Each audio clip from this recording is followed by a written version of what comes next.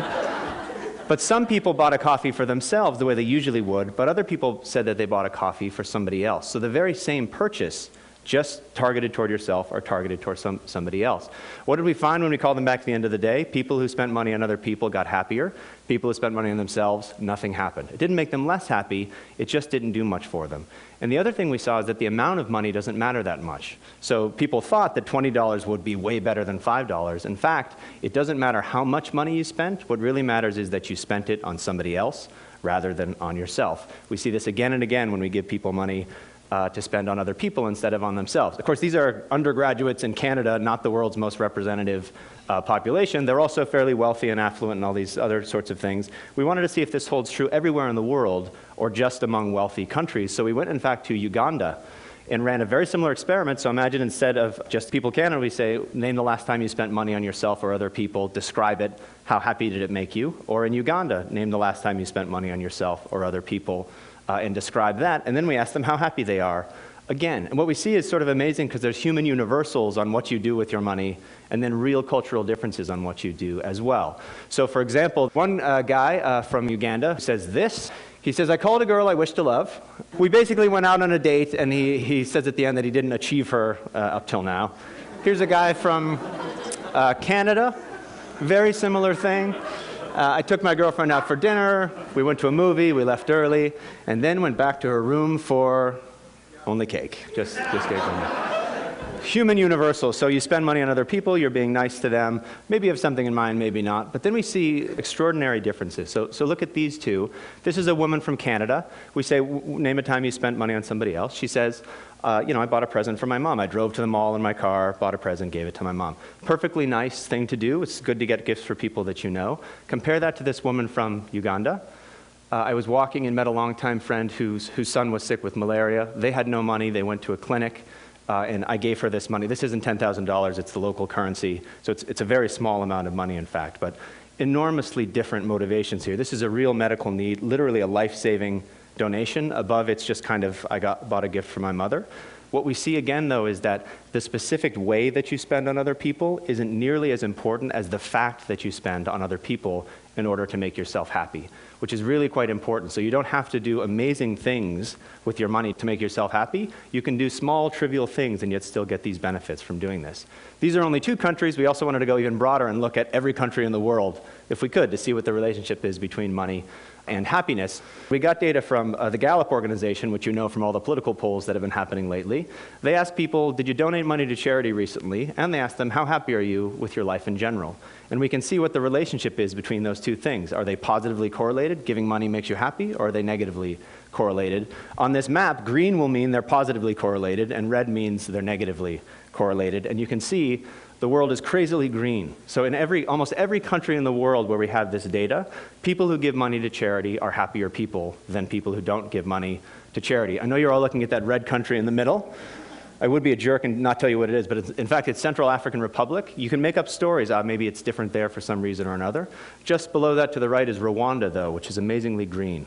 So almost everywhere we look, we see that giving money away makes you happier than keeping it for yourself. What about your work life, which is where we spend all the rest of our time when we're not with the people we know? We decided to infiltrate some companies and do a very similar thing. So these are sales teams in Belgium. They work in teams. They go out and sell basically to doctors and try to get them to buy drugs. So we can look to see how well they sell things as a function of being a member of a team. Some teams, we give people on the team some money for themselves and say, spend it however you want on yourself, just like we did with the undergrads in Canada. But other teams, we say, here's €15. Spend it on one of your teammates this week. Buy them something as a gift or a present and give it to them. And then we can see, now we've got teams that spend on themselves, and we've got these pro-social teams who we give money to make the team a little bit better. The reason I have a ridiculous piñata there is one of the teams pulled their money and bought a piñata, and they all got around and smashed the piñata, and all the candy fell out and things like that. A very silly, trivial thing to do, but think of the difference on a team that didn't do that at all, that got €15, put it in their pocket, maybe bought themselves a coffee, or teams that had this pro-social experience where they all bonded together to buy something and do a group activity. What we see is that, in fact, the teams that are pro-social sell more stuff than the teams that only got money for themselves. And one way to think about it is, for every €15 you give people for themselves, they put it in their pocket, they don't do anything different than they did before, you don't get any money from that. You actually lose money because it doesn't motivate them to perform any better. But when you give them €15 to spend on their teammates, they do so much better on their teams that you actually get a huge win on investing this kind of money.